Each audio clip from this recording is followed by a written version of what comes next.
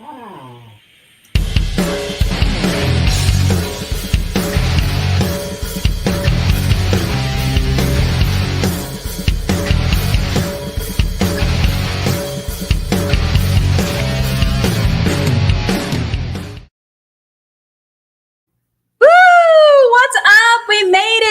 is the start of the 2024 NFL season. What up, everybody? I am Coach Dezi. Also, you can just call me Dezi. And I'm here with Beth. If you have not met us before, welcome, welcome, welcome. We are girlfriends who love football. Beth, welcome to season 2024. How you feeling? I am so excited. I'm so ready. My son had a middle school game a couple weeks ago, and it just got me jonesing for some football. So I am ready for this season to get rolling. Woo! Yes. So for those who don't know, and I had to, I wasn't going to go with my background, but Beth is totally prepared. If you can't tell, guys, I am Dezi. I'm an avid 49ers fan. I bleed red and gold.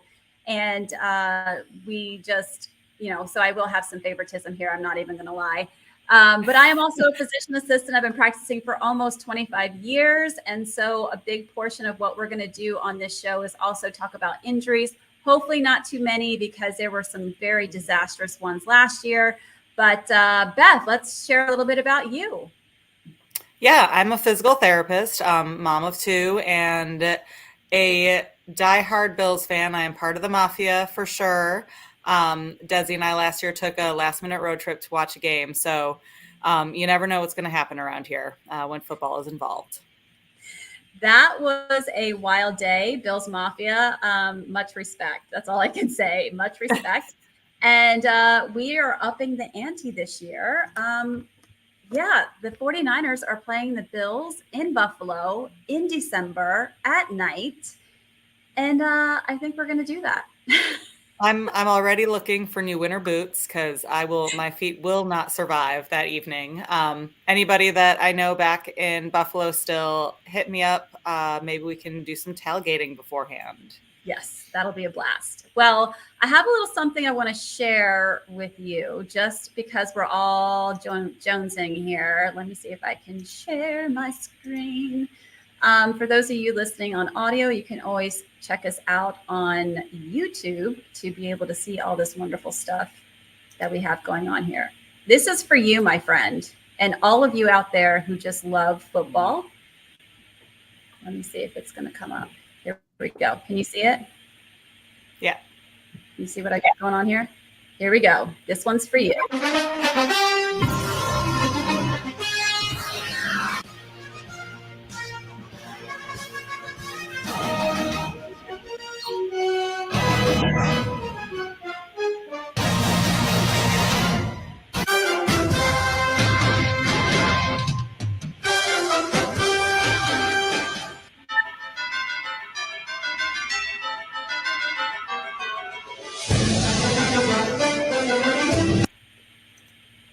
I love it. The choreography is fabulous. So again, for those of you who can't see what we just showed, those noises alone, if you're a big football fan, you should already know what those sounds are. It is like music to my ears, like none other. It's better than Christmas tunes. But that was the great Gambino from the movie Sandlot, who put together this montage of football songs and choreography. And honestly, I was super impressed. I mean, that's some real artistry we just saw. Well done for sure. So happy football. We will not be putting on one of those montages anytime soon. Guys, bookmark this, because Beth says that, but wait till we get to Buffalo and we start tailgating. Who knows what we'll come back with. So I'm just going to leave that. This is true. This is true. If anybody knows how to drink, it would be me. Yes, she taught me things. All right, listen. So guys, we got our act together. I know last year we definitely miss a third person. For those of you who watched our show last year, we had Sherry. Sherry has a senior, and so she's doing all the senior things, which I was in the middle of last year. So I can certainly appreciate how busy it is senior year for all of you parents out there that has an upcoming graduating senior. It's a lot. So she's definitely focusing on that, but she will be guesting for us, especially for rundowns of college football, which we're not going to bring up because let's just say her team did not do so well on Monday night. We're just going to leave it at that. We're going to leave it at that. Sherry, we miss you. Anytime you want to be on, we will have you. So, yeah, we got our act together, guys. Check this out. I got some things to show you. I need to just put noises with it, but I haven't figured it all out. Our faces are still in the background, but I made these images. Who's in the news? Guys, we have segments. I bring to you segments. Who's in the news? So here's what. It's like we have a plan. It's like we got our act together. So who is in the news, you might ask? Well, I think the biggest news, which shockingly, over the weekend, I really didn't see anything on ESPN. Of course, I only watched it on Sunday morning. But Ricky Pearsall, the first round draft pick for the 49ers, was shot midday in San Francisco, Union Square. And he was actually, I don't know if he was just starting autographs or he was coming from or going to an autograph session for the team. Devastating. By a teenager. He was shot by a 17-year-old. Went through the chest, the exit wound out the back. We are so happy to hear that not only is he doing well, he got discharged from the hospital the next day. It looks like he is going to be at least 4 weeks out from return to football. Our thoughts and prayers. Can I just say how amazing it is that he could even return 4 weeks from now? Medically speaking, I literally was like, okay, this could be lung injury. Because it was the right side of the chest. I'm like, lung injury, liver is there, rib injury, right? We haven't. Everything is there. But to be discharged the next day, I mean, I wonder what exactly what were the extent of the injuries. I mean, certainly glad for the outcome in terms of the best possible outcome, but yeah. Unbelievable. So glad that he is doing well.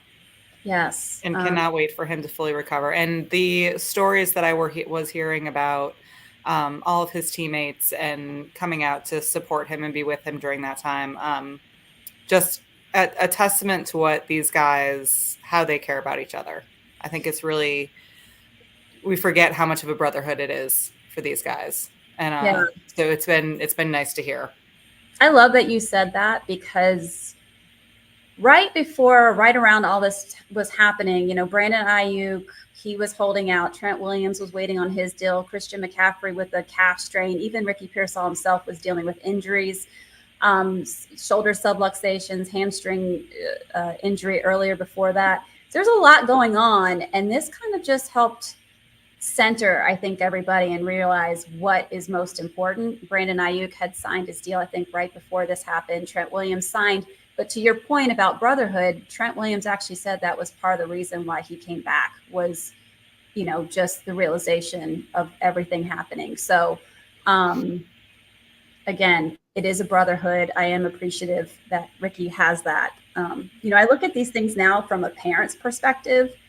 I felt for the mom immediately of like, I can't imagine your son being out there dealing with that, not being right with him right away. I mean, it's tragic. So again, glad for the outcome. Glad that he'll be back to playing football soon. Definitely heard some things about, I think John Lynch had mentioned that the 49ers do have resources for mental health support, which I think is so important because that is a traumatic event. And anytime you have trauma, there is a scar on the brain. And, I'm hopeful that he will utilize those resources to make sure he heals, not just externally and physically, but mentally as well. So that's our big news story that I wanted to check in on. In other news, Jamar Chase is still holding out where he's hopeful for a new contract. However, he was seen at practice. So, some deals may come down to the wire, even I think they say the day before the actual season starts. So, wasn't that what happened with Burrow last year or the year before? Didn't he hold out? Didn't he sign the day of the first game or something like that. I mean, apparently the Bengals like to just wait till the last minute. Um, I know that Justin Jefferson was telling him that he needs to just make it happen and go, but apparently I was also reading about it that he was Chase was saying that part of the reason why he's holding out is he wants one penny more than what Justin Jefferson signed for. That's what they One all penny. do. It's just It's like I just need to one up you just by a little bit. yeah, I mean, I kind of get that, but then also I don't. But Yeah. I'm competitive. It's a brotherhood only so far. Exactly. Technics Chick also brings up Hassan Reddick has been holding out. Yes, and that is going to play a part, I believe, in the game coming up Monday night. So we will see, what happens with that as well. I'm not as salty about that holdout. So we'll just leave it at that. We talk about scars. That is one, he was the one who injured Brock Purdy in the NFC Championship game. Oh, I didn't know that. Yeah. Technics Chick just said Brandon Ayuk signed for one penny less than the Amon-Ra signed for. Yeah, and it's So, funny I mean, because it's a game here. it is, and she I love that she put that out there because Brandon Ayuk actually came out and said that he probably, what was it? He said something like he probably held out a little longer than he should have. Like he basically was kind of like, yeah, I probably could have played my cards a little differently, but it is what it is. And the thing that's so adorable is there's pictures of him as a little boy, and oh my gosh, he's such a cute little boy. And he's in his 49er shirt, and he's been a Niner. His mom's a avid part of the faithful, and so for him to not only have been a fan of the team, but then to play and now have this new contract, I think is just, cheers to him. This is for you. Similar to a certain Buffalo Bill who grew up in Buffalo, came from Buffalo, played for UB, and is now, as a walk-on, playing for the Bills as well. We've got Joe Andreasen, Buffalo Joe, who is just stolen the hearts of Buffalo. So here's to all the guys who didn't think they were going to make it, right? Who are just pushing their way in. So I'm excited to see his love of the game be out there on the field. Yeah, led with a quarterback who was a 0-star prospect coming out of high school and went to a community college. That's where his, illustrious career started. So I think that's why I definitely have a good appreciation for the Buffalo Bills up until December. We'll talk about that later. All right. So and next things next, we're going to go on to our next segment, which is, I do need sounds. I should have came up with the sounds. What was I thinking here? Where is it? Is this it? Nope. Here it is. Boom. Sports and medicine. This is our sports and medicine segment. This is where we're going to talk about injuries, but since there's not we're not going to talk too much about anything ongoing at the moment. The season's just starting. We're going to leave everything as is. But what I did want to bring up is starting this week, we are going to be debuting some athletes coming back from Achilles tendon tears. There were a number of them last season, including Aaron Rodgers, Kirk Cousins, J.K. Dobbins, and I'm sure I'm missing another one or two because it just seemed like right when you were like, so many, there was another. So I definitely wanted to cover this. I'm going to show, I just sent Beth an article that was very well done discussing the Achilles tendon tear. So it's a new, been a new advancement in medicine over the past half decade. Something's come out called an internal brace, and we talked about this a little bit on our episodes last season. And this was what helped Brock Purdy come back from his UCL injury in his elbow, which is usually a standard Tommy John surgery, which takes about 9 to 12 months to come back from.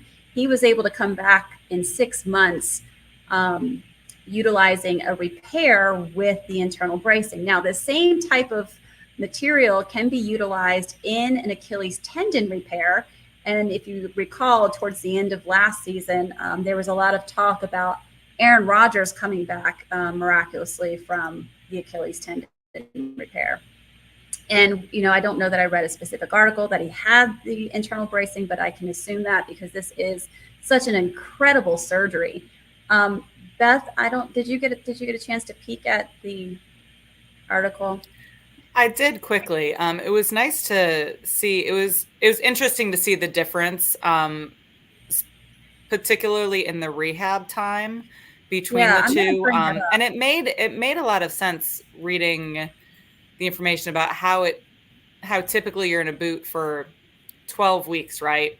And being able to get out of that boot sooner and being able to really do all the other parts of training um, and rehab so much earlier allows for such a quick healing process. You think about any other surgery that we do now as well, from hip surgeries, knee surgeries, all of that. We're used to spend 2 to 3 days in the hospital. It's all outpatient now.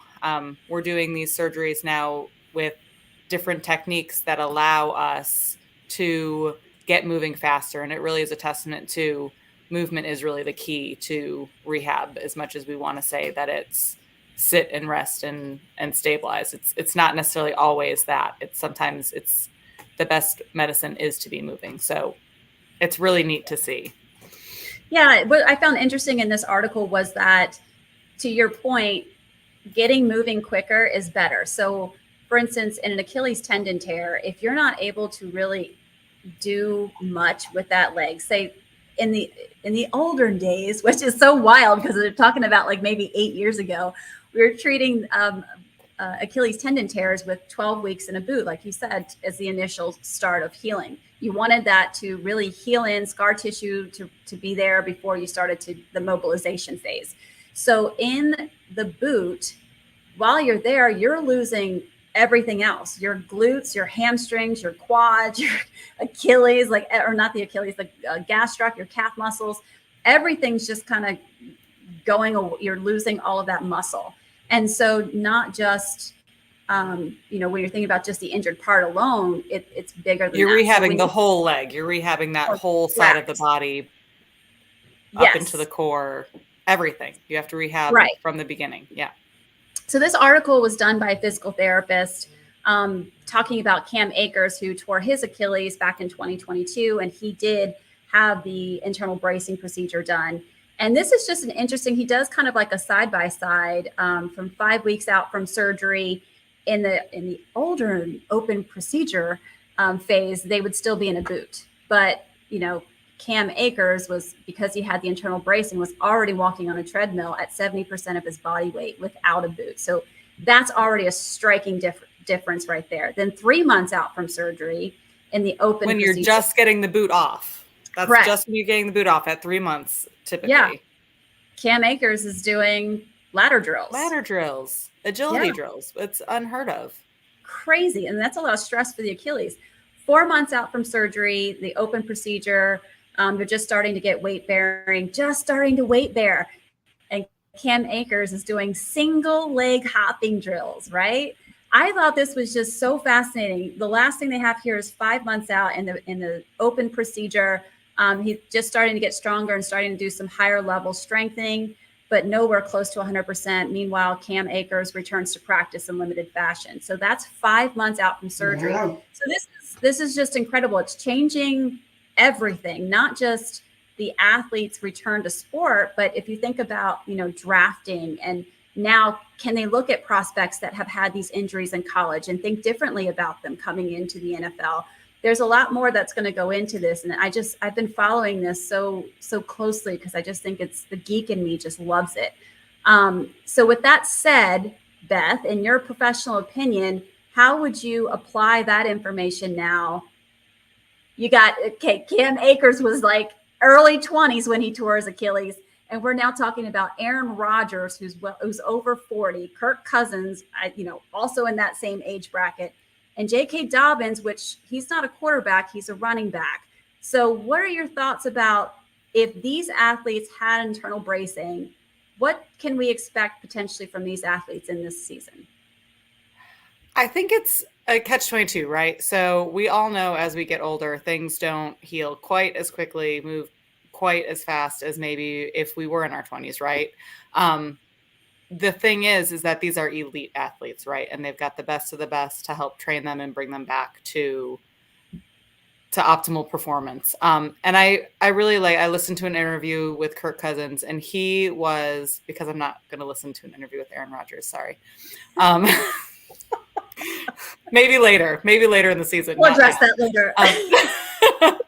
But listening to an interview with Kirk Cousins, and he was talking about how well he felt, and he truly felt as though he was as good or better than what he was during his dropbacks, during training, during preseason to participate as well as he was going to do. And he is prepped. I'm sorry. I have a puppy behind me. She's a little upset at the moment. This is what happens, y'all. I truly do believe, though, I think with this rehab process, the way they're moving, we're all on the edge of our seat. I know. Like, it's going to be so good. It had such a good point. I truly do believe, I think it's going to be interesting to see. I think what I'm most interested to see is the stability of it. Are we going to see re-injury? Is it going to be healed the way it needs to heal with them being older in age, so old, in order to come back? I think I will also be curious to see the difference between a quarterback and a running back, right? So Kirk Cousins is like, I'm done wearing the screw and tips for football. Like I do not need to plant that hard. I don't want to plant that hard. That is no longer part of my game plan. Will that be different for a running back? Will Aaron Rodgers still want that? I think what they choose to wear will impact the future of their playing career as well. So there's just so many factors and so many things that they have control over. I think it'll be interesting to see. Yeah. Final thing I'll say on this, and then we'll move on, is, it matters on a couple of things surgically. It matters where the tear is, right? Tearing in the middle of the of the ligament versus tearing at the attachment of the bone. And the quality of the tissue. So again, that's where age comes into play, right? The age of the athlete, the position they play. But I definitely am going to keep a close eye on these athletes as they return. And for my own special interest, because Dre Greenlaw, I need him to come back this season. I think that's just going to be a level up. And for those of you, anybody who watched the Super Bowl saw that injury happen. It was devastating to us Niner fans. So I am interested very much in how the outcome of these athletes do. Internal bracing, guys, go check it out. Arthrex is the brand, and they're doing incredible things in medicine. It's real cool. It'll be interesting to see how it transitions to everyday. I don't know if it's for the everyday Joe. Is the everyday Joe getting it now, Desi? Do you know? Well, I think classically what they've said is that's a great point. Surgically, it depends. There's different surgeons are going to tell you different things.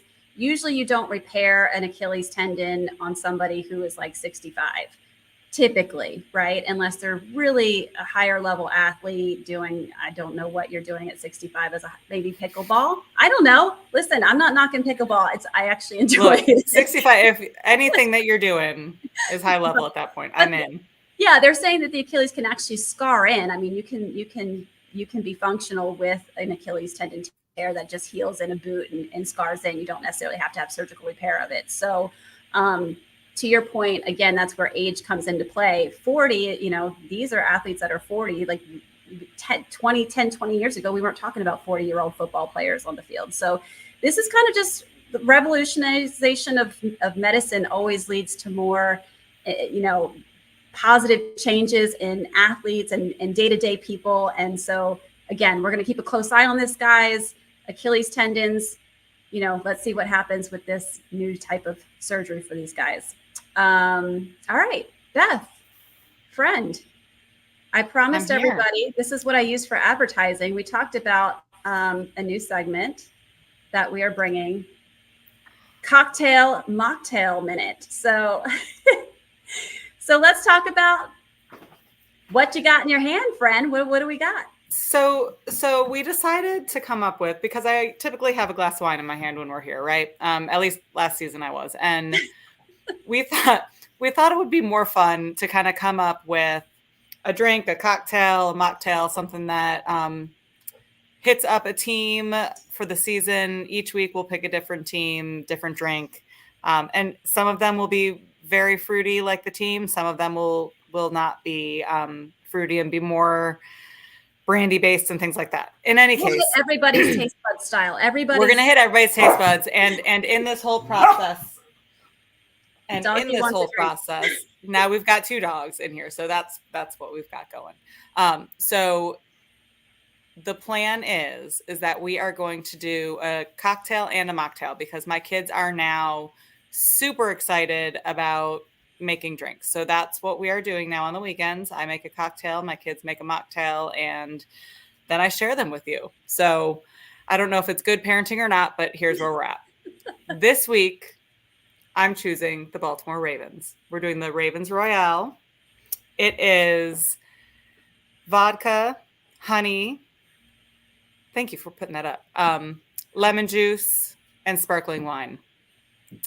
It called for purple infused honey.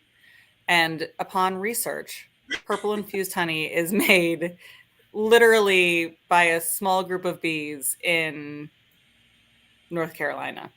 So I used purple glitter instead, edible glitter, because that's not a thing that I'm going to have available. It actually tastes very refreshing. I'm not a fruity drink person in general, but the lemon juice cuts it really nicely. So this week we are Ravens Royale, which is my pick for our game this week.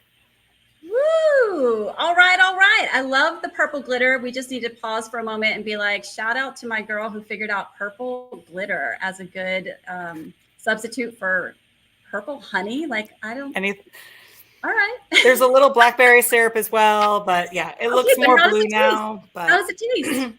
It tastes really good. The blackberry, I used a little blackberry syrup as well, and that turned out very nice. Fantastic. Blackberry syrup will be featured next week as well.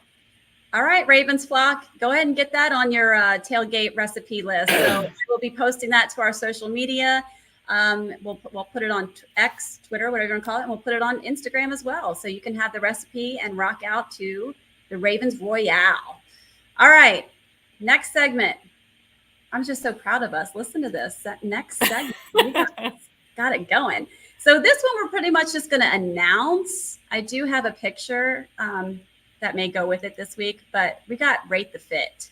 So Rate the Fit is going to be our segment where, we're going to get a group of people who are just, excited about what their favorite athlete's wearing to the game. We're going to then vote on who did it best, and then we'll announce it here on the show. So again, check us out on Girlfriends in Football on Instagram, and you can check out Coach Dezi on Twitter, X. I was trying real hard to see if I could find something last minute, because the teams, it wasn't a team that we were even talking about, but the game in Brazil, they flew down. The Eagles and Green Bay flew out today. So I was frantically searching last minute and I couldn't find anything. So I was like, that would be a fun way to start it. Here's what I got. We got Coach Shanahan with Rick Ross, Deebo Samuel, and newly signed Brandon Ayuk. So this is the nonsense that they did for, I think it was a party at Kyle Shanahan's house. It was like a 20s flapper style party to celebrate the 52-man roster, 53-man roster. So it was all fun and games that night. It was a good time, good team building. That was the same day that Ricky Pearsall was shot, and so there were some comments, but I figured that Ricky had given his blessing prior to them going out and having this celebration. So that is Rate the Fit. So Kyle Shanahan in a white suit with you can't really appreciate it from this angle, but I've deemed it the Mullahan. He's got a mullet that I'm still trying to decide whether I appreciate and like. Oh, of course. You have to run with that. I think it fit the fit for sure. All right. All right. Sounds good. Well, let's go ahead and talk about the games this week and the season ahead. Beth, you're a Bills fan. Let's talk about. I'm going to start. I'm going to talk about my Niners. Now I feel Go like we're ahead. locked and loaded. Yeah, because I think I'm going to give a prediction of how many games I think we're going to win this season. Don't All know right. if you've done that, but 13-4. That's what I think. I think 13-4. I was not this optimistic about a week and a half ago. Your team has hit all the emotions this season, and the season hasn't started. I I know. mean, you really have ridden that roller coaster very nicely It was up it to this was it point. was a So, wild one. I think I definitely have some gray hairs, and it's all good because we're ready. It's all up from here. We got Monday Night Football. I think it's 13-4. Beth, I will admit that I think we take an L against the Buffalo Bills. It's in Buffalo. It's going to be cold. I'm spending a good amount of money on tickets. I hope they don't. But that's an L that I have that we're taking. I actually think we're going to get the W against the Chiefs. That's bold. That's ooh, bold. It's October 20th. Stranger things that's can happen. doable, though. I stand by the fact that they can't keep doing this forever. Yeah, I feel like That's what it's I just stand behind. that's kind of where I am. And so that's what I think about our season. I think we're going to do 13-4. What about you? How's the Bills going to look this year? I am optimistic, but I do not think that we are going to be 13-4. I probably 12-5, 11-6. I think we'll still handle our division, but we've got some tough competition this year. Miami makes me nervous. Hopefully, they will continue their drought of making it to playoffs or AFC Championship, and the Jets also. We'll see what Aaron Rodgers does. Yeah. Yeah, that'll be interesting. But I still believe. I still believe He won't do it until we've after got Monday this. night, though. Yeah, I got to get through that first. Just saying, just saying. All right, there's a couple of rookie quarterbacks that have entered the league.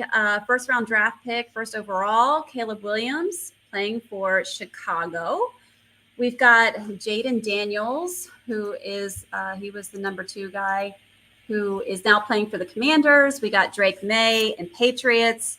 Michael Penix, the Falcons, which I kind of like that. I like that option.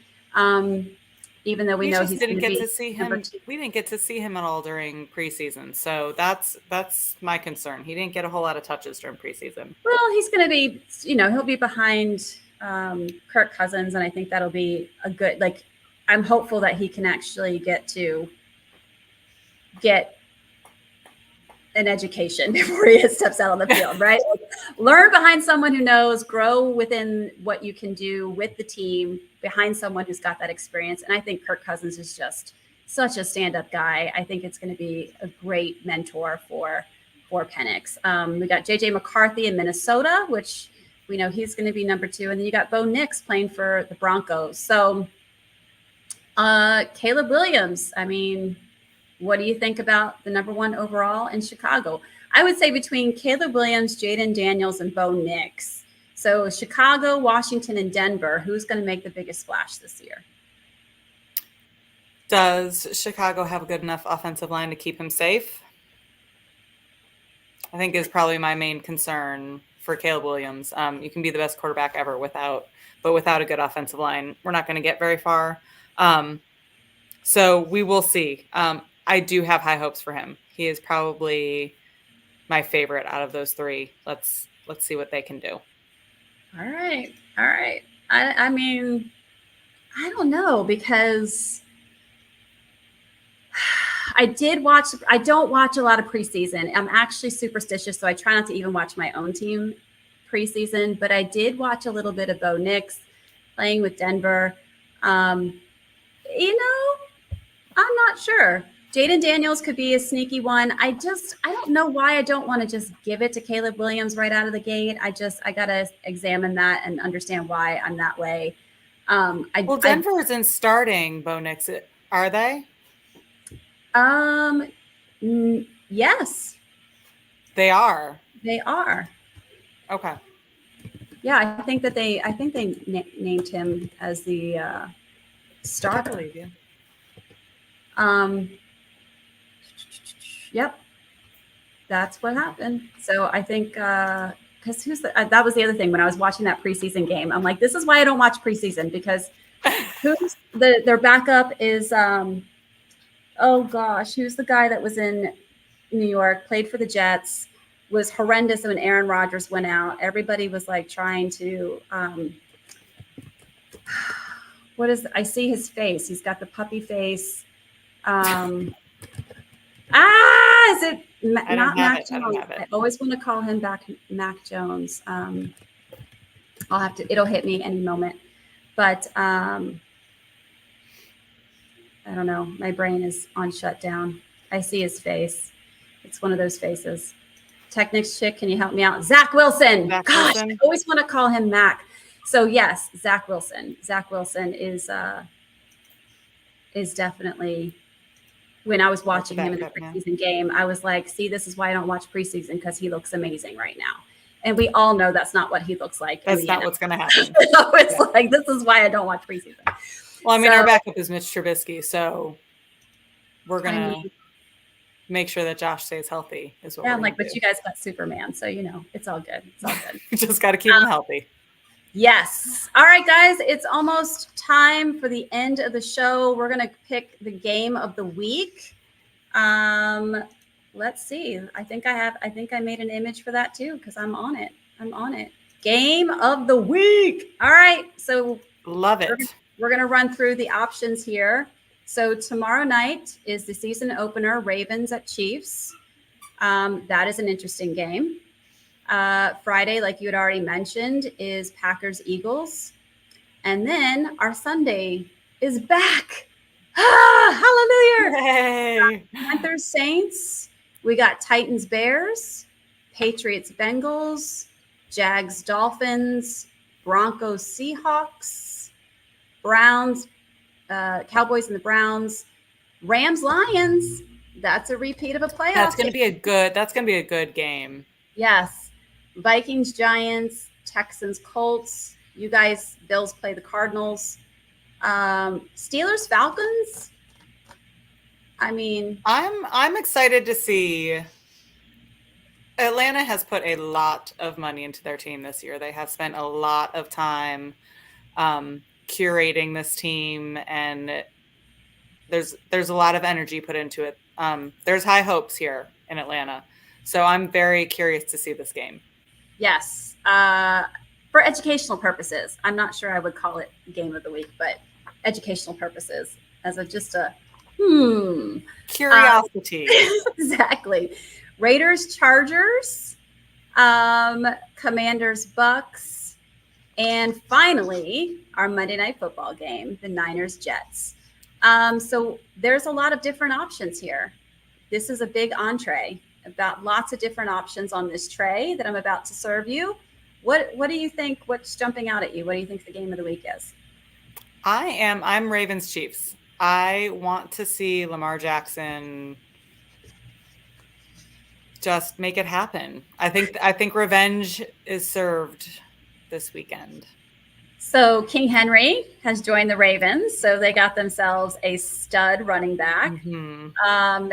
And I believe Andrews is 100% and good to go. So yes. You know, Lamar loves that. You know, having him in it's one of his best most favorite person to throw to. Used. I speak. Mm-hmm. I'm just I started out strong, and now I'm just most used players. Most used his favorite player out there to throw to.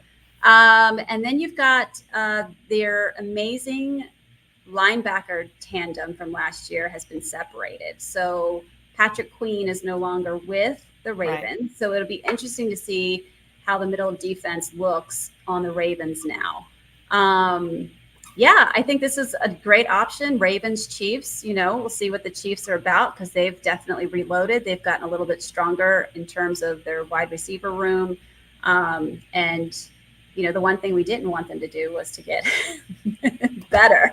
So let's see what happens. Good choice. Good choice. I think I'm going with Rams Lions. You know, when I was sitting here and doing our picks, I literally was like, wow, Rams Lions, and it's back in Detroit again. So we'll Yes. see what this outcome looks like. I think I'm still cheering for the Lions. I mean, I have to. I'm a Niners fan, but I'm cheering for the Lions. But I think that's going to be my game of the week. So awesome. What are you doing for the games? Are you going to stay up and watch the whole game tomorrow night? I actually might. I mean, I say that. We'll see what it looks like at halftime. I Laura usually make joined. it. Laura Hey, joined. welcome So back, Laura. Laura was one of our guests last year. She represented her Lions, and so she was our big Lions fan. I That usually make it to the third quarter. all right. So third quarter, I can usually tell if it's worth staying up for the rest of the game or not. But I'll make it to the third. I'm staying up. You guys know for those of you who don't know, my husband's a Ravens fan, so I have to endure. But maybe I'll make myself a Ravens Royale and enjoy it a little bit better than I normally would. I guess I The am mocktail cheering. is also very good. We Yes. also tested the mocktail. It is made pretty much the same way, only with one of those Izzy waters that are already a little purple. And it turned out very well. My children, that was my kid's favorite version. We did have to try like 4 different drinks to make that happen, but we are there. It looks good. Yes. So, moms out there, make sure you follow us on Instagram, Girlfriends in Football. You'll get the recipe for both the mocktail and the cocktail. So, mommy and me drinks. I think we should call it that, the mommy and me drinks. That sounds great. So that's the new segment. Oh, New Lord. segment. Yeah, ladies and gentlemen, I did not promise high intelligence other than the sports and medicine segment. Everything else is questionable on this show. So, hey guys, it's the first episode of the 2024 season for Girlfriends in Football. Thank you so much for your support. Please like and follow, social, all the things. Subscribe up, and we're coming back out to you next Wednesday at 8 p.m. Same place, same time. Also check our socials for our picks. Beth and I both selected which teams we think are going to win this week. You can check it out and see if you agree or disagree. And Beth and I are going to have a little competition to see who's going to have the best picks at the end of the season. Woo, woo. Whoop, whoop. All right, guys, that's it for us tonight. Thank you again so much. We're out. See ya. Bye.